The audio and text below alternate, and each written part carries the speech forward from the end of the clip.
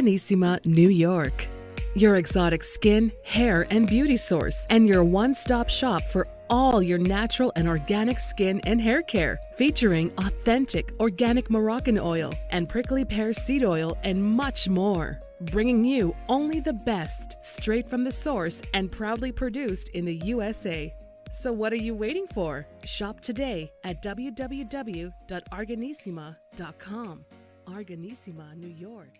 Your beauty is our...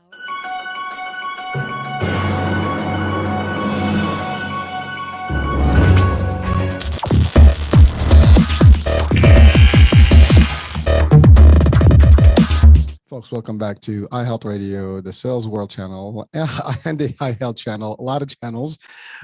Today, we're going to be talking about motivation and success. And my guest of honor today, literally, is, first of all, it's an honor and pleasure to have on the show because, first of all, he does have his own show. So as you can see on the logo behind, in a minute, you'll see it. And that's his actual niche. And you can go in there and check out, his shows as well as his discussions and topics. But he's got a very, very, very powerful and diversified background. He's an executive coach, trainer. He did a lot of things in his life in business. He does a lot of seminars, he speaks, publicly, and he motivates people. And today we want to motivate you. So listeners, viewers, this is a great opportunity to hear from Scott Schilling himself. And, we will learn a lot today. That's all I have to say. Scott, welcome to the show. Thank you so much. It's always an honor and a pleasure to share. I love talking to audiences and doing everything we can to give them a nugget or two here and there. Well, listen, this world we live in, as you and I were just alluded a minute ago, it's crazy. And we want people to really adjust well. And just, there's plenty of positive stuff that can come out here. And we just want people to get pumped and motivated in their world, business or personal, and just to get them to success. And really, I think that's a big area of discussion. But before we go anywhere, I want just to, for our audiences here, to get to know you a little bit more. I mean, I kind of did a brief intro, and again, it's never justice to my guests. So you do the best you can here and give me a little bit of who is Scott and your background. And I know it's great because I've read it, but I want you to tell us about it and tell the audiences. Sure. Well, thank you so much. I mean, again, a great opportunity. I was born a small child. Not even true. I was not ever a small child. So I was came right out selling from the beginning. Literally, I got a story in one of my books of walking up and down the aisles of an Amtrak train between Milwaukee, Wisconsin and Los Angeles, yelling, "Tickets, tickets, who needs tickets?" People would say, I do. And I'd scribble on a pad of paper, give it to them, and then they'd hand me change. By the time we got to LA, I had $52 in change. I was 5 years old. So I was selling tickets to people on the train they were already on. So I was destined for sales from the beginning. Was very fortunate, went off to the University of Iowa to not only go to school, but to play Big Ten football for Coach Hayden Fry. But I also became a licensed life insurance agent at age 18. Did that because at the time, there were no jobs coming out of school. And so what was going to make me different? I was going to get a Bachelor of Business Administration degree. I was going to come through the business school, probably marketing, and I ended up with a double major in marketing and insurance. But what was going to make me different than the myriad of people that were coming out with the same degree? Personal face-to-face presentation ability. So I became a life insurance agent so that I learned how to communicate from the beginning. Well, fortunately, that gave me 7 offers when most people had none. Very blessed. Went into the corporate route because my dad worked for the same company for 46 years, from the time he was 17 till he was 63 when he retired. That's the model I saw. Did that for 13 and a half years, very successfully. And I know you find this hard to believe, but corporate America changed. And some of the changes that they were wanting to ask me, they had every right to ask if I worked for them. I had to be true to myself, and I couldn't continue to work for them with what they had requested. That was just my personal opinion. Went out on my own, consulted, got absorbed by one of my clients. We successfully pioneered that. Went out on my own again, got absorbed by one of my clients. It's a habit I have, and going back and forth. And back 22, 3, 4 years ago, I made the decision that I wanted to impact and serve more people better.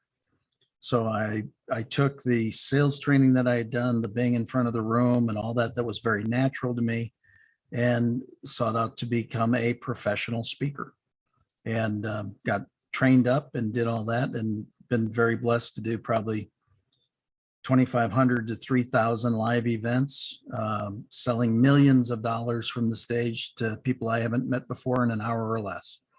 So, just it's been a path of progressing and using the talents and capabilities that God's granted me to make the biggest, best positive impacts I could make. And I prefer to be called an inspirational speaker as opposed to motivation. Motivation is an outside-in activity. It tends to only last as long as the motivator is there, where inspiration is an inside-out activity, and I can be inspired to continue with or without anything else if I have a great enough why. So we can talk about that today and all sorts of other things. Wow.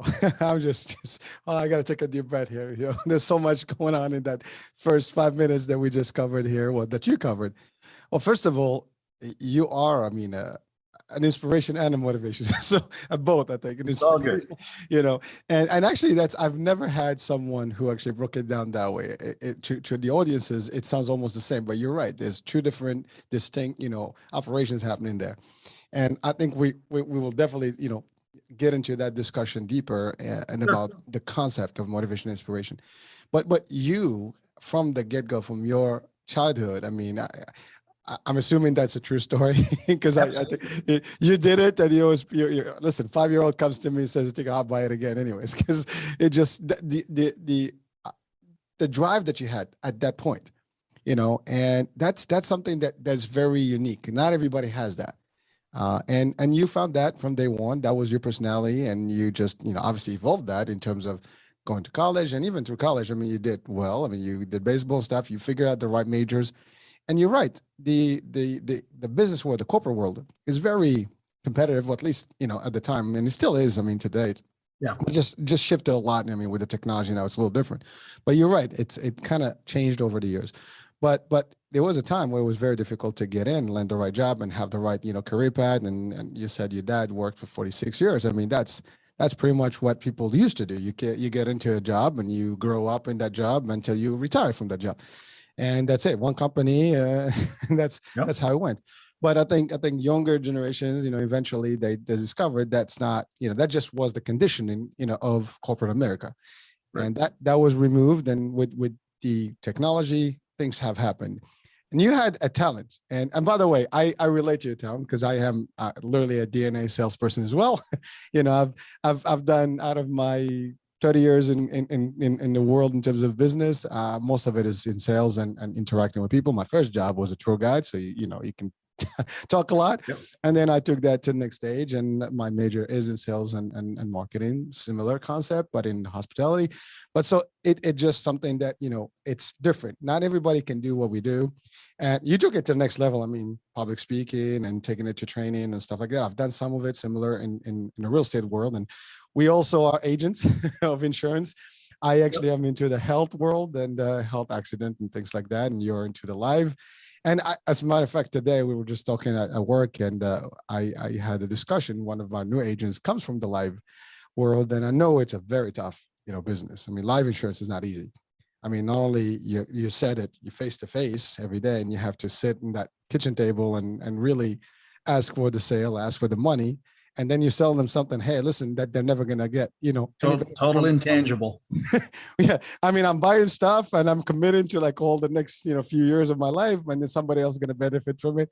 It is a tough sale, but it takes a certain type of people to do that and be able to really highlight what you have to sell. And of course, policies, there's whole term, all those things.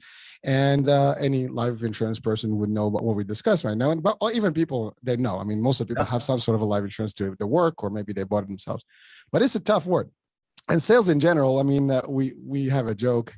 The most hated people on the planet are lawyers and salespeople, because of how we do. I mean, we have this perception that salespeople are liars and they don't give you the truth because they just want to get your money.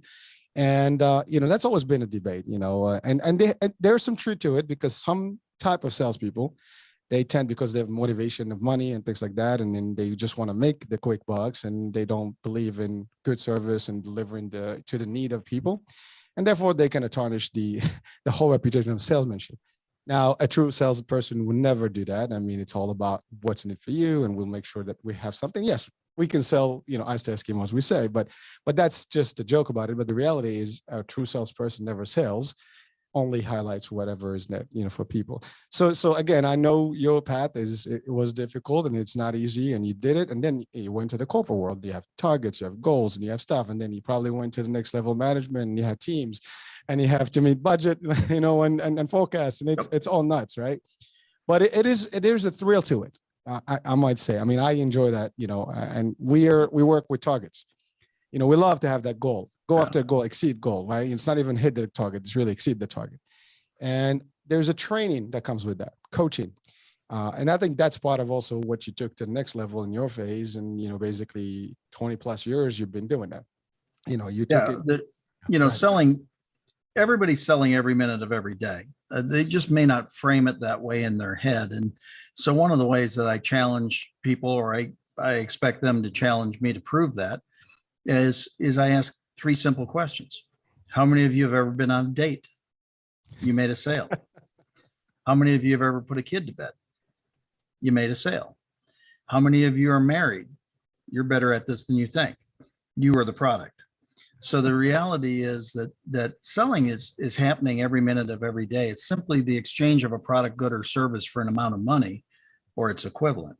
In other words, I make a presentation that you now have available to you for consideration. Most people overcomplicate it. It's actually only 4 words: identify problem, provide solution. And so as a sales professional, I don't ever want to sell you anything, but I do always want you to buy a lot from me. Therefore, it's my responsibility to create that environment for you to want what I have. How do I do that? I ask you what you want, what you need, and why you need it. You can tell me 100% of what your problem is and guide me on the path to the solution that I can provide you. So the reality is, I've actually created, to try to demystify the selling process with my clients and my students, the Webster's definition is what I gave: the exchange of a product, good, or service for an amount of money or its equivalent. Well, in the holistic disciplines, they don't like looking at the money side. So it's the equivalent. It makes their heart feel good. But I created my heart-centered selling definition of sales: education through communication without manipulation. Ooh, I love it. That really reframes us as teachers, teaching the features, advantages, and benefits of our products, goods, and services to fulfill the needs, wants, and desires of our prospects. And while I understand why you said many times people dislike salespeople, I would suggest that they don't dislike salespeople or sales professionals. What they dislike is manipulators. They like people who are doing it for their reasons and for their gain, as opposed to identifying problem, providing solution. Done professionally, selling is actually serving, because I am satisfying a need through the solution that is matched appropriately, which is one of the reasons, quite frankly, I suggest to my students and clients that they become an asset, a 5-letter acronym for a spontaneous servant every time. When you first meet somebody, become a spontaneous servant. The rest will take care of itself. I've spent a career being the hub to other people's spoke. So even though I have my own TV show and my own podcast, I can become the hub to your spoke as a guest. In other words, I can help you serve your desires by becoming a guest. So if I truly believe, because most people don't need what you have the first time they meet you, but they do need to know somebody you know or something you know, so you can become of service. Again, selling is serving, because ultimately what you're doing is satisfying a need and providing a solution. And so when you demystify the process, which hopefully we do some of that here tonight, those who say, well, I'm not a sales guy. Did you ever ask your mom for a cookie and she gave you one? You sold her. I mean, she wouldn't have done it. So the reality is we're all selling. Just reframe it, hold it in your head differently than you have. And really, as opposed to holding it in your head, drop it down and hold it in your heart as a strategic relational process, as opposed to an intellectual or tactical process. And when you do that, I think you'll find great success and a lot of people wanting to give you a lot of money for your solutions. Scott, yeah, that is really powerful. And I'm listening to you and I just literally relate to that so much, and funny. And I used one of the examples you just said about your child as cookie and stuff, but you're right. And I made this actually in different shows that everyone started selling at a younger age. And you know what? Every kid is probably the best salesperson you can have. They always get what they want and they know how to scar tissue. Exactly. So it's amazing, to your point. Like I always say this in training, the same thing, oh, I don't know how to do this. You've been doing it, but obviously some of us take it to the next level. I mean, we get into it, and You're right. It's demystifying the whole concept of salesmanship, the salesy. We don't have to be salesy. It's about, to your point, is highlighting what that problem is and matching it with a solution. And you're right. Every one of us need to be an expert in our businesses and our, whatever industries to be able to provide solution. I do relate to the idea that if you're an agent of any sort, whether real estate, life insurance, health insurance, you become an expert of all the solutions within that realm. So when you meet a prospect or a group of them, you can share with them. People have to know that you are it. You're the resource for them. Yep. And that's the key. If you can, become the go-to for this world, like in your case, let's say at the time life insurance, and you knew it inside out, people need to know, I know the guy. I know Scott. I'm going to call Scott. Scott's going to tell me, if not him, he's going to guide me to the right, to the right direction where I can get my services. And that's really, I actually apply that same concept. You want insurance in the government programs? Call me. I got this. I can get you through any problem. I'm the insurance person. And that's the thing. Whatever your hub is, if you're real estate, people need to go to you because you're it. If you're in mortgages, well, guess what? You become an expert. And it's not about lying and manipulating, as you said, because that's really the weak salesmanship is about manipulating. Oh, I want to get them to buy something. That's not how it is, because to the end of the day is that you're going to get a deal. You're going to destroy your reputation. You're going to get less referrals. And the name of the game in sales is also like more customers, more prospects, and definitely a lot of referrals. That's keeping you in the game. And when you do those shortcuts, you only last a little bit and then it's over. You're dead. Yep. People don't see that value. And again, your audiences, like you said it right now, just to the show, your value that you have in your own world. I mean, you're bringing it to a different audience now, and we're going to really take it and enjoy it and share it. Now we know, we know your services as well. It's as simple as that. There is a need in our communities. There's a need in the world to educate people about this. Well, that's why I come out of the Ziegler camp, especially here in Dallas.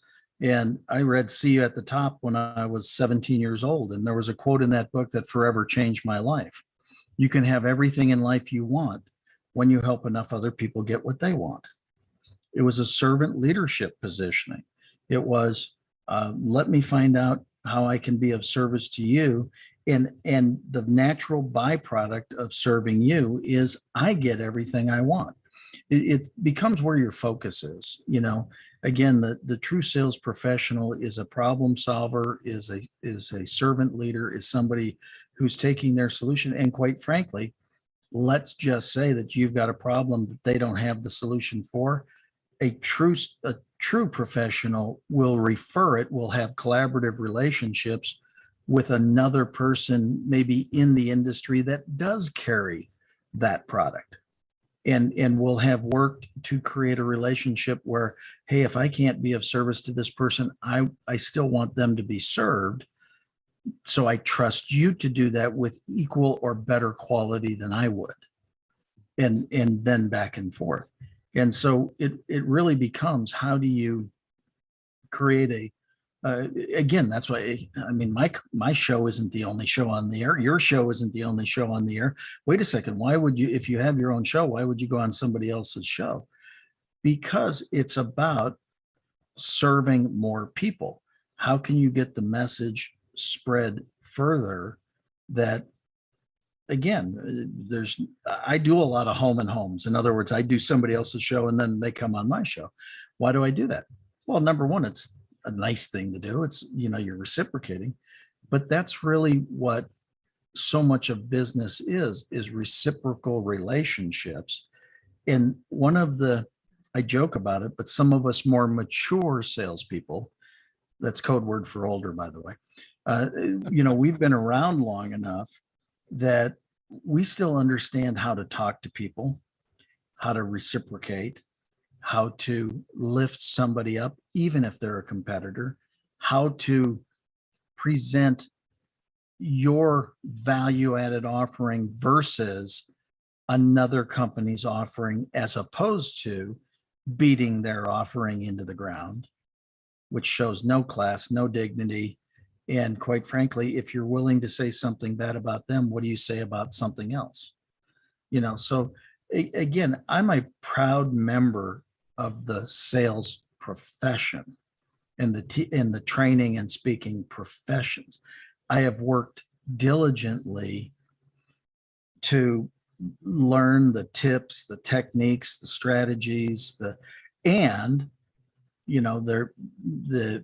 old axiom that it takes 10,000 hours of execution to gain the expertise. I have hundreds of thousands of hours. So shame on me if I haven't gotten decent at it. For a 6-year period, I did 288 talks a year, presentations from stage. But the minute those talks were done, my responsibility was to walk into the front row and move from speaker to closer, to securing the order, which is the way I say it, as opposed to closing a deal. I want to open a relationship. I want to secure an agreement. So I had to go from making the presentation to stepping up to people, just a few feet away and saying, so is there any reason why you wouldn't want to get started right now? And that transition. Well, when you do that enough times, number one, I've heard every objection and every excuse ever created. I'm pretty certain of that. But you also get pretty decent at addressing all those. So again, sales, like anything else, it's a conditioned response to the stimuli that happens. If I ask you a question, I can anticipate your response. Then I can ask another question and back and forth. That's why it's so fun. If you take it out of it being work and you put it into, I'm helping another human being live a greater quality existence, it's tremendously rewarding. So I encourage everybody to get into the profession. Well, thank you. And I love what you're saying, because I just feel it. I mean, you're talking and it's like giving me goosebumps right now. I'm like feeling this, but really you're right. It's about helping others. And yes, you're going to help yourself by helping others. And there's a noble piece to that. I mean, you're really are serving people, because a lot of times, whoever the salespeople out there, the people that are bringing the solutions that you need in your day-to-day life, or something that can help you really change your life, for anything, whether it's technology or things that you even need at home. I mean, even we go back in the days of vacuum. I mean, you needed a vacuum. Somebody had to present that to you, and it's not easy. I mean, as I'm getting as basic, in terms of sales as, and now you have these platforms of technology, and it's the same thing. You mentioned something big about, the relationship building and networking. You're right. A true salesperson or a professional salesperson is not about just him or her. It's about their network of relationships and connections, because I might have the right paths for you to get something else. And I go beyond that. I mean, you said very powerful thing about when not decent folks that actually get into this business and kind of give that reputation, they tend to bash out the competition. They suck. They don't have this. They don't have that. It's not about that. It's about what you have, and it's about you, right? But I do personally, I tell people, listen, if you can help people through our services, because whatever reason, we have competitions that might have a service that we don't have, or a product that we don't have. And you know what? We will send them to them. I actually do that.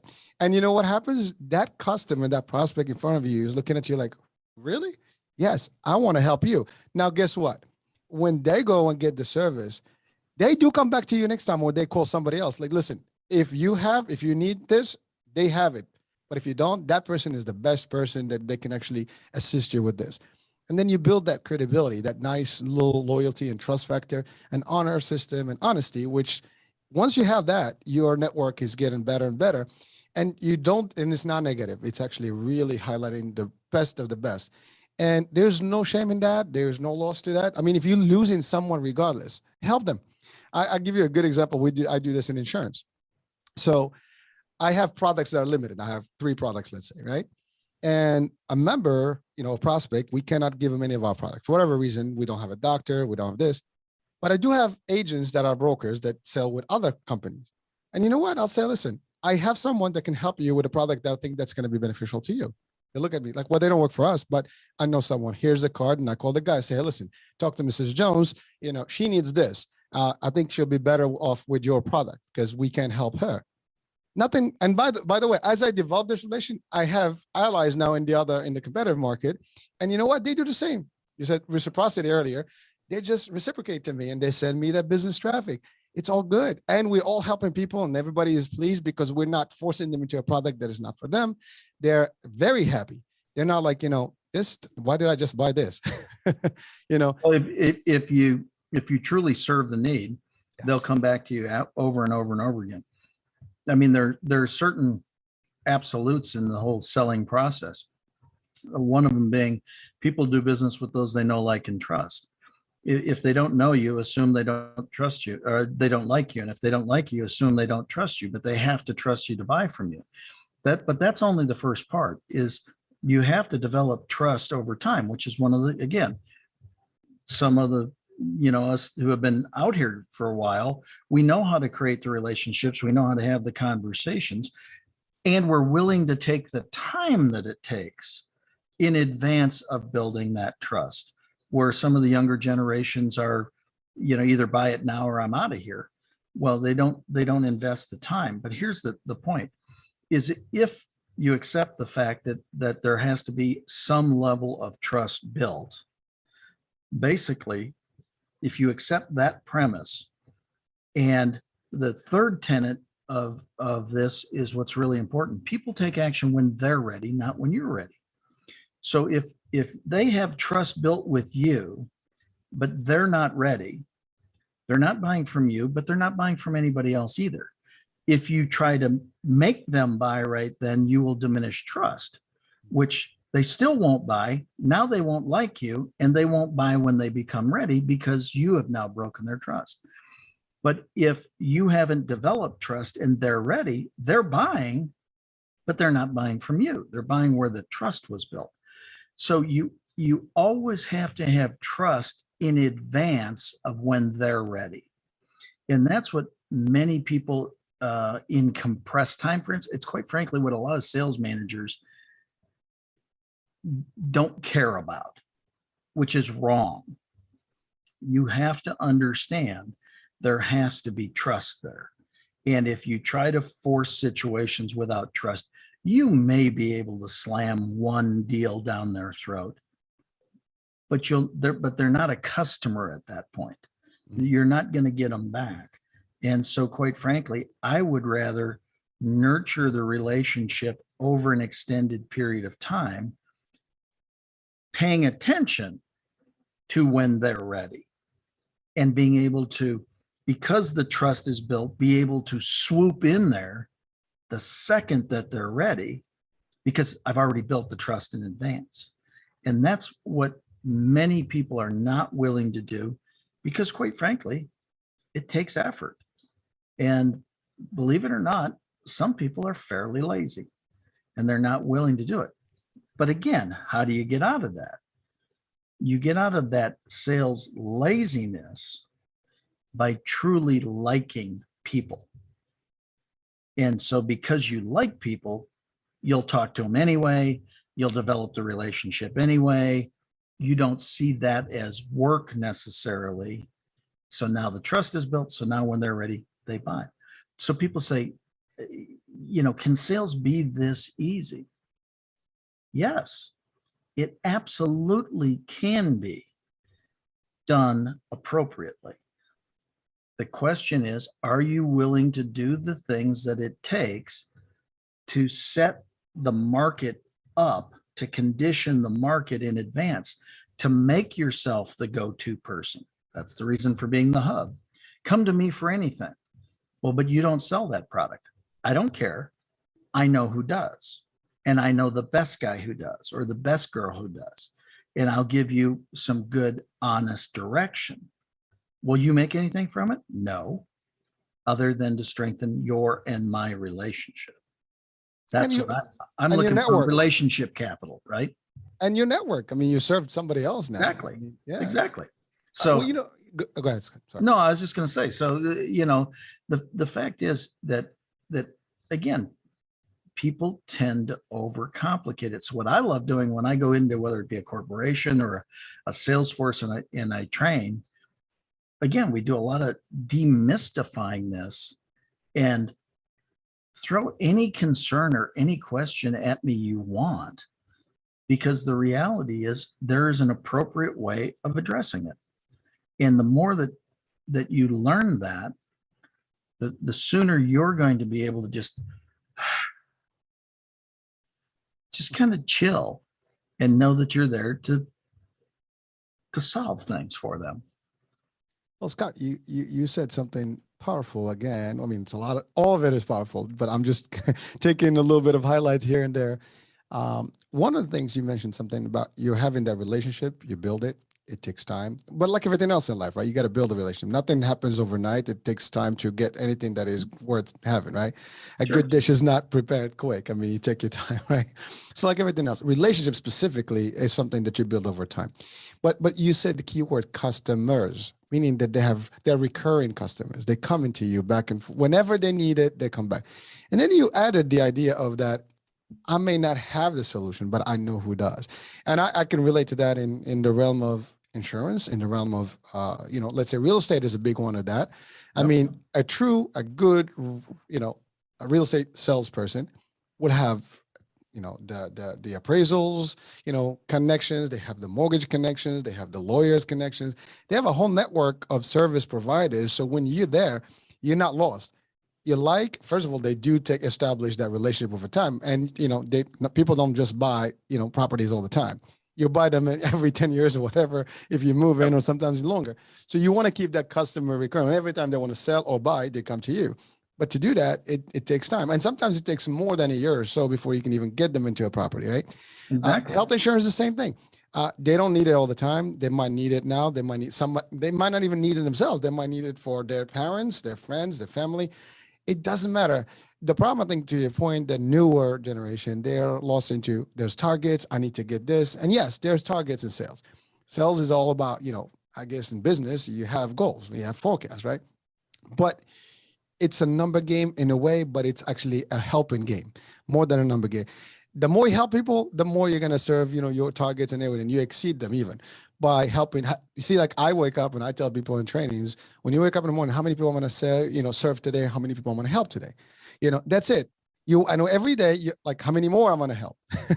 And Yeah, you wake I up. mean, that part's very astute. If you were to take, if you help somebody and that average case is $10,000 in volume, as opposed to looking at the volume, I need $100,000 in volume.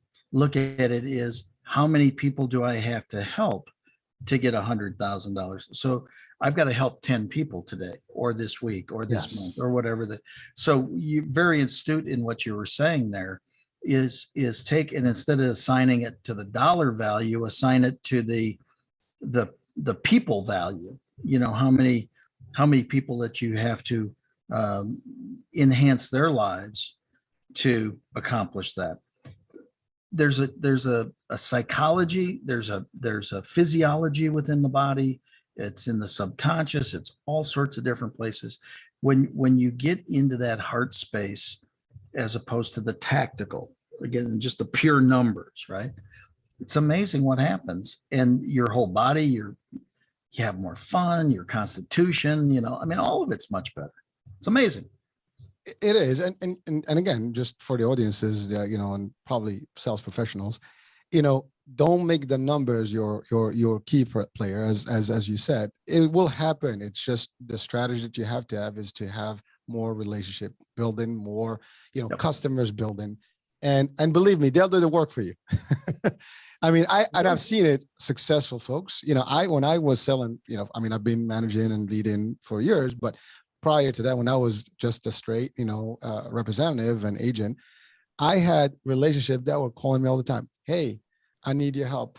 Even today, I still get people calling me because they know I know the resource, and they say, can you help me with this one? And then I'll put them in. If it's not through my company, I'll send them to another company. I have links all over, right? And sometimes you send them to services that are not even related to you. And even in the business world, in the corporate, chain, different companies, different resources, and we work together. And yes, today, and by the way, as long as you're in the professional world, in the corporate world, you're probably going to bounce around and you're going to be in, today on this side, you're on the other side. So be careful how you play things. Well, that's they're going to hurt you badly. That's right. Treat people with dignity, honor, and respect. Yeah. And amazingly, you said something also about the practice that you've had over the years. And it's not, the years obviously do give you that traction, but it's really what you put into it, and the practice you did. I mean, you can be in this business forever and still be good, bad at it. Because if you're not really picking up the right, speed and right frequencies and right, techniques and strategies and stuff. And you're right, you're going to come across objections and you're going to know how to handle all those objections. But, sometimes you're not going to solve everybody's problem. No. And you know what? You guide them towards where they can get their service. They're still going to appreciate you. And that's the thing. Because I am worried so much, some of these folks, they are worried about today. I just need a sale today. They're not even thinking about, if you don't have a sale today, it's okay. But it is a future sale. You're still going to need sales later. You're still going to need to actually meet your target if that's what you're going after. But at the end of the day, don't worry about it. If I have a relationship with you and you're happy, to your point, I don't piss you off. You do want to come back. And you know what? You're going to make that call, now I'm going to make that decision. You come back to me. One of the worst scenarios, and I've seen it more in the car salesmanship, and, nothing against it, but I've seen some good and bad practices there. And, the right practice is they make you feel like you want to come back. Yep. They follow up with you. They take care of you. They remember you. I have an awesome guy who's my realtor, right? He sends me Yankee cards, and calendars and things like that every year. He knows, he sends, hey, he checks with me. He doesn't have to do that. He sold me the house. That's it. I'm out. But he keeps doing that. And I appreciate him. We're friends on social media. We actually, meet sometimes, here and there. But the idea is that relationship is building. I might need him too. Yep. He might need me sometimes for insurance. You never know. That's the thing. Sometimes that same customer you have may have a service that you will need in your life. How many times you sell someone something, but they work in a place, or they own a business that you might need something from. And now you build that relationship. You might have a family member that needs a service or solution. but now you have a network. Your customers are your network too. It's helping. If you see everybody as part of connected, things become a lot easier. Absolutely. And it's all about practicing and being, and you said something very important. You did the pitch. A lot of people are good at that. A lot of people can pitch, but get into that, not closing, but to build that final element, that really the connection that's going to continue with that. People are afraid of that. Some people are afraid. Some people are afraid because they're going to get some rejections and not going to get it. But you said it. You don't have to have all. I mean, you're right. You do a public speaking in front of 1,000 people, and you stand on the line and you talk to people. You may get 1% of that. But the other 1,000 or the other 99%, they're still good with you. Next time, whenever they need something, they're going to remember, hey, let me call Scott. I love his presentation. I think he's going to be the one helping me today. It may be a month later, a year later, even 10 years later, you probably get a lead that you probably didn't forget about. And that's really the true business that we're in. And it's really, you said it, you don't have to work this. It happens automatically if you're good at it. And if you base the stuff, build credibility, build that trust, and you're not rushing people, you're not forcing people into something. You see that a lot in retail. You walk into a store and they're just all over you. For sure. Dude, just back off. I mean, and the right ones that come to you, my name is John, I'll be right here. If you need any help, let me know. Is there anything specific? No, thank you. They walk away, they chill, and they just observe. And as soon as you're ready for them, they'll be there. But they wait for you. When you're ready, they're ready. And so, but they establish a relationship and you trust them as opposed to someone who's hovering all over you. And I'm giving some different examples from different industries, but more things that people can relate to daily. And it's really big. This is the reality we see. We've seen them in movies. We've seen them in real life. You go to the mall, that happens. Everybody goes to the mall, and it's amazing. So Scott, I mean, I think we've established a lot of the sales world here, but now let's talk about what you mentioned earlier, motivational or motivator and inspirational. Inspiration versus motivation. Those are two powerful words, and they both can help people. But you said something very, very strong there, and I'd like you to, if you don't mind, expand a little bit on that. Yeah, again, I think most people have heard, that many times people become motivational speakers, and there's nothing wrong with a motivational speaker. Don't get me wrong, but it's the overall. Again, I tend to look at things a little differently, and so motivation, by definition, is an outside in activity, meaning there's a stimuli of some sort that's been created. Maybe it's a $100 bonus if you make this sale. Well, that's a motivator if you're after $100 bill, right? But it only tends to motivate you to make the sale for that product as long as you get the extra $100. As soon as that $100 spiff goes away, you stop selling that product. So have you really accomplished anything? Whereas if you are inspired to be the salesman of the month or something like that, and that gets you not only that $100 a unit, but gets you this and this and this, and the recognition of your peers and your picture on the wall and your this and that, there's now something internal to you. You get a fire burning, and that fire burns no matter what, and it inspires you. Enthusiasm comes from the Greek entheos, in God's spirit.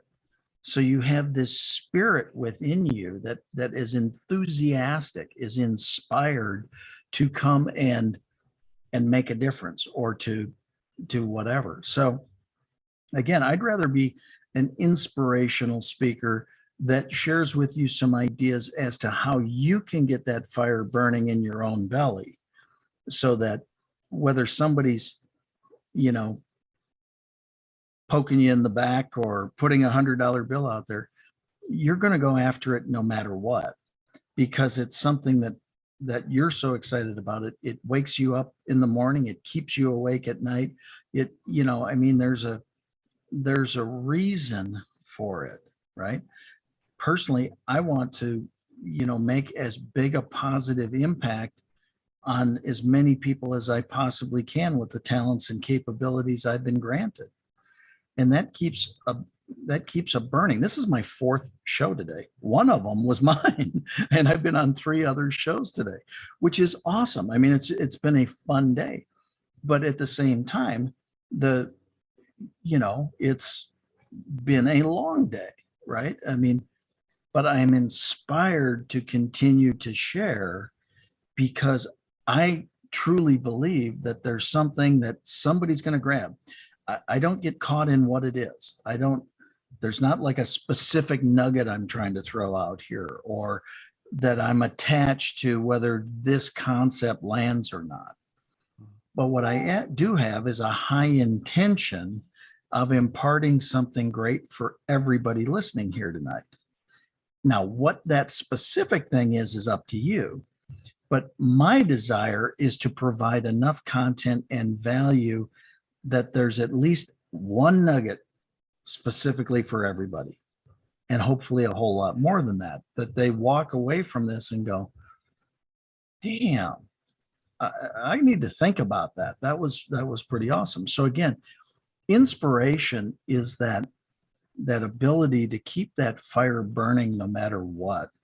And it's why so many people, Simon Sinek did, find your why, right? Why are you doing this? You'll go for the why. One of the ways that I say it is when you got a big enough what and a strong enough why, the how shows up. The how to do it shows up.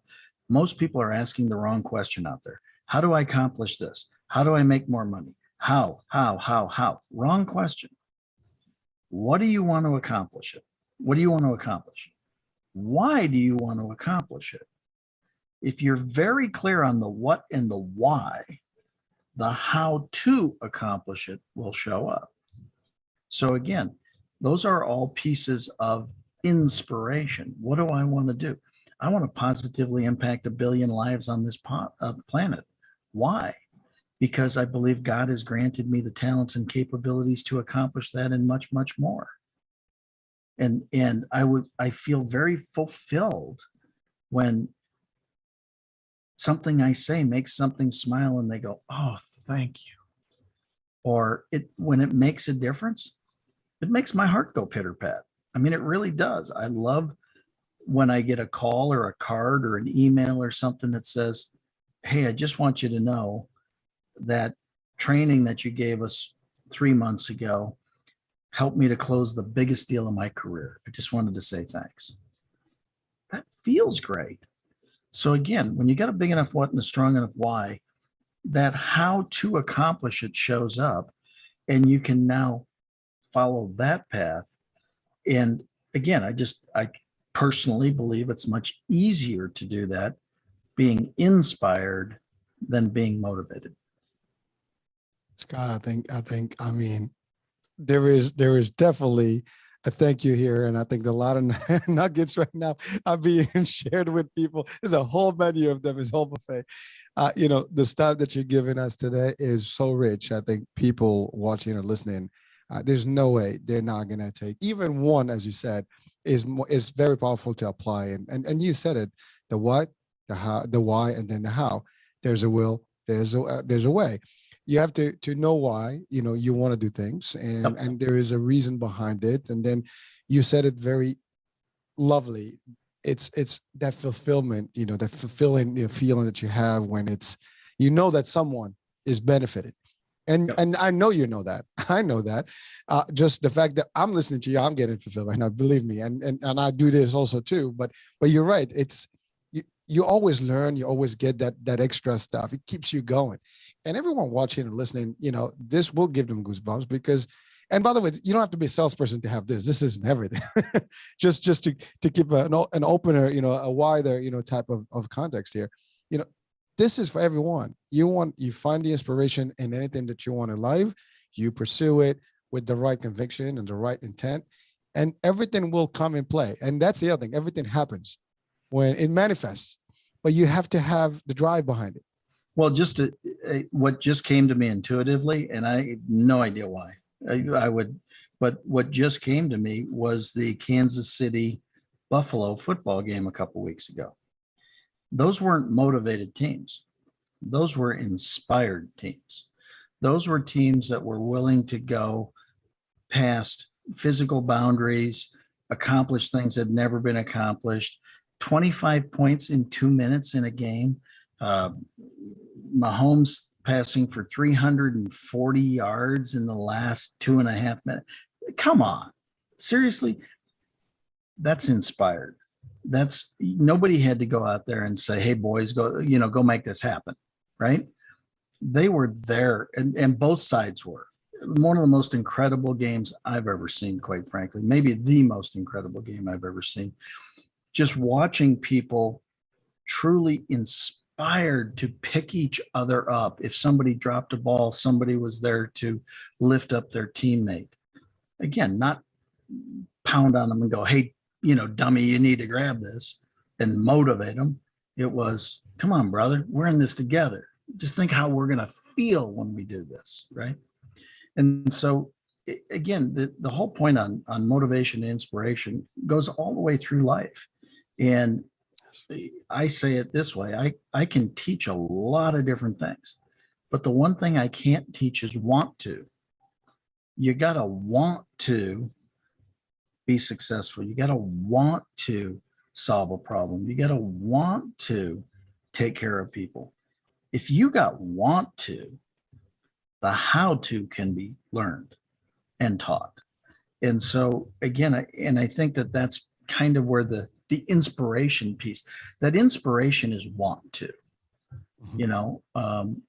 We're in a time in our world right now where hopefully people want to recognize other people's differences as a positive and say, hey, what can I learn from cultural diversity? What can I learn from, different ethnicities? What can I learn from what's gone on in the past? Not try to change the past. The past is the past. This revisionist history stuff doesn't make any sense, because if we don't look at history, we're doomed to repeat it.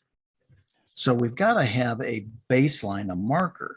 That being said, it can also be the springboard to greatness. It can be the springboard to people coming together. You and I have just met, and yet we can have a wonderful conversation that hopefully serves so many different people because of this, because of a desire to make a positive impact. So whatever, again, whether you're in the insurance industry on health, and I started my career in life, those are, that's cool. But the reality is, yes, those are differences that we recognize, but I can honor you for yours and you can honor me for mine. That goes way outside our jobs. That goes way outside our titles. Like it comes down to the human difference. It's quite frankly one of the greatest statements I ever heard Ben Carson make was, I'm a brain surgeon. And when I remove the top of somebody's head, all the brains look the same. They're all the same color. They're all basically the same shape and size. It says that's humanity. And again, not to get too deep into this, but you understand how really all of this works in concert together. If we're identifying a problem, providing a solution, that's not just but with products. That's with what's going on in the world. That's with all of this. But I don't have to agree with you. You don't have to agree with me. You don't have to like the fact that I like inspiration. You might like motivation. Your choice. That's cool. Mm-hmm. I'm just offering something up for consideration. Well, that's ultimately what the world is right now. That we should be offering up points for consideration. We shouldn't be offering up points that get condemned before they're even out of somebody's mouth. And so this goes, again, why do you do shows like this? You do shows like this to serve somebody, to hopefully prove to somebody that people are willing to help each other. And we get enough of that going. It's amazing what we can do. Listen, Scott, you really spoke super words of wisdom, and and I enjoyed them. And you know what's funny? Because you're right. We met today. We have we have very similar backgrounds in a lot of aspects, but we come from different worlds and different places. But yet we have one mission that is very similar. We actually do this. Yeah, if it fulfills us for what we do, but also, yeah, our mission is to help others. And I do it for the sake of that. I mean, the money, and some people's like, well, you're in it for the money. I'm not in it for the money. The money will come. That's a whole different concept. And there's ways to do the money. And I have ways to make money, right? But really the purpose is to help people. To your point, if we can, you and I today, drive 2-3 people to do their best and become better, whatever they're doing today. To me, I know that's going to happen. If it's not today, tomorrow, somebody's going to listen to the show eventually, and they're going to get pumped. And I get a lot of downloads. I know you get a lot, and people are always getting, the feeds, and they enjoy it. Some people see that motivation, that inspiration, whatever. To your point, they can take both. They can get a mix. They can get one or the other. Doesn't matter, but they get something out of it. And that's actually the core of the why. The core is the want to, because we want to do this. And that when you want to do something and you love it, you're going to do the best you can, and you're going to do better than the best. But if you were not even into this, you probably would have stopped doing this 20 years ago. It's just as simple. But you're in it for the long run because it's fulfilling and it's serving. And there's nothing better. And I know that you are a leader, and you're still a leader, and you've had positions where you were doing that. I have that, but a true leader serves. And that's the other part, that some of the younger folks, that may just have a different perception about leadership and stuff. If you serve people, you are leading them, in the right way. You have to have the mentality of a servant when you're leading, and you can help people, because you talked about the game. That spirit that happened, those coaches and the mentors that they have, in there, they installed that in them. And of course they got that drive, and then they have a mission. And yes, that happens. But if, like to your point, if they were bashing them, hey, what are you doing? And even between them, if they have no synergy and they were all over the place, that wouldn't have happened. They want it bad, and they want to have it. They want to be in it. And that's it. You want to be in it to win it, as we state, right? So there's a lot of this stuff. And you're right. This world needs that. I think the past is the past, history is history. Yes. And we do not want to repeat a lot of history, because some of it is not really that cool.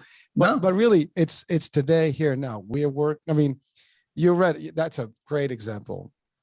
Talking about brain surgery, and you're right. People, when COVID hit, it didn't happen. Everybody's the same. It's actually not even just in one country. In the whole world is the same thing. It's like this alien just came into this earth, and everybody now is facing the same enemy and the same problem. And everybody came together. It just solves a lot of problem, right? And it's amazing that we can do that. And we all have to kind of embrace that concept. And then I hope that the majority of people may. I don't think everybody would. I wish that would be the best, thing that ever happens on this planet. But the idea is that the more people that come into this realm, the more people that embrace it, the better this world's going to be. And we just had to continue doing what we're doing. And I know there's a lot of people doing this. And, from this platform, I thank everyone that's out there helping and guiding. There's so many shows. I post motivational shows, clips all the time, because they inspire me. And I live to those, and I share them because I want other people to get excited the same way I get excited. Now, is everybody that sees them going to get a kick out of them? Maybe. I don't know. But you put them out there, and hopefully they all get it. That's where I say I don't get attached to it. I just, I work to put out as much good stuff as I can put out. And I trust that whoever's supposed to pick up their portion of it is going to get it. Well, Scott, I don't want to stop this discussion. It's great. We're at the top of the hour right now. We're going to close our show, but what would be like maybe just a couple of, I know you've given us a lot of wisdom, so I'm not even, but if we want to close this with maybe a key advice to people that are watching or listening right now, what would be a couple of pieces of message that you want to send out? Well, what I would suggest to everybody is, no matter where you are or who you are, you're absolutely perfect as you are. The reality is you have been made for a time like this, just as we have. And I would simply encourage you to understand, I didn't say everything in life is perfect. And I didn't say, there's a pretty good book that says all things work together for my good. It doesn't say all things are good. It doesn't say all things are easy. It doesn't even say all things are fun, but it says all things work together for my good. Wherever you are is perfect right now, as long as you observe where you are and say, I either like where I am and where I'm going, or I don't. And then make the appropriate decisions to do something about it. So, whether I've been selling for 45 years, for goodness sakes, or heck, even more if I do the math. I don't know that I want to do the math, but the reality is that, I should be decent at it. I should be pretty good at it, especially in comparison to somebody who's maybe been doing it 3 to 5 years. There's repetition is the mother of invention, right?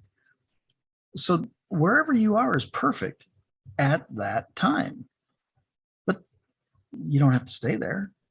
You can educate yourself. You can watch shows like this. You can read books. You can surround yourself with people who want to encourage you and lift you up. And guess what? That's perfect too. The only thing that's not perfect is not taking action, is just going, well, it's going to show up. 99% of success is showing up, working at it. So again, wherever you are is perfect. You're okay. Calm down. If you don't believe that, send me an email, scott@scottschilling.com.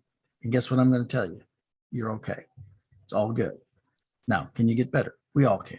The reason I like doing this is because every time I do one of these, I get better. Well, if I've been doing this long and I can still get better, no matter where you are, you can get better. And that's the bottom line. You're perfect where you are, but now let's go from here and get even better. Quite frankly, you deserve it. That's it. I'm not adding a word. That's it. Scott, really, Scott Schilling is giving me chills. Awesome. And guys, this is as powerful as you can get. And you hear it from the best here. And I just want everyone to really take it to next level. And I want to thank you, Scott, for being with us, and really a powerful, show today. And I'll have the link to your website, it's I think on the screen right now. That's right. Scott Schilling Speaks, and actually ScottSchillingspeaks.com. That's right, and you can watch the shows there. You can also check out the podcast. And you did say something though about books. Are they available also? There's a link. They'll be through ScottSchillingspeaks.com. Perfect. So folks, please reach out to me. Say hi. There you go. Well, thank you, Scott. My pleasure. Thank you for the opportunity. It's been great. It's a true honor and a pleasure. Folks, thank you for watching the iHealth channel, the Sales World channel, and listening to iHealth Radio. Your host, Hurricane H here. We'll be talking soon. New day, new show, new topic, new guest. Stay tuned. Bye-bye.